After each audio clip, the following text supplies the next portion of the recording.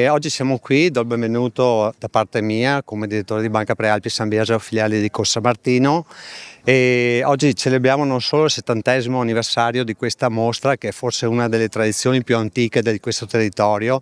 Celebriamo un'eccellenza che è il vino Prosecco di OCG di Valdobbiadene e anche tutto il valore e una storia che c'è dietro a questa eccellenza, un valore che viene portato avanti dagli agricoltori del territorio, che con passione, dedizione e sacrificio hanno reso queste colline, ora patrimonio UNESCO, un patrimonio culturale di identità per questo territorio.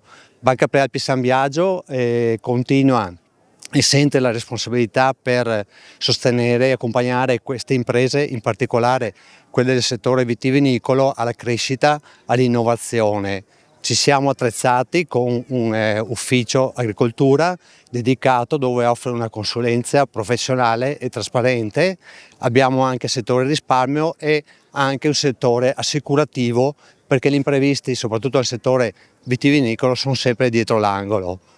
Io faccio un plauso a tutti i produttori del territorio, perché hanno saputo coniugare la tradizione con la modernità e anche la qualità con la competitività, sia a livello nazionale che internazionale, e questo è una cosa molto importante. Ringrazio anche gli organizzatori della mostra, che dopo tanti anni l'hanno saputa portare molto in alto, hanno dato un valore enorme a questo evento per il territorio.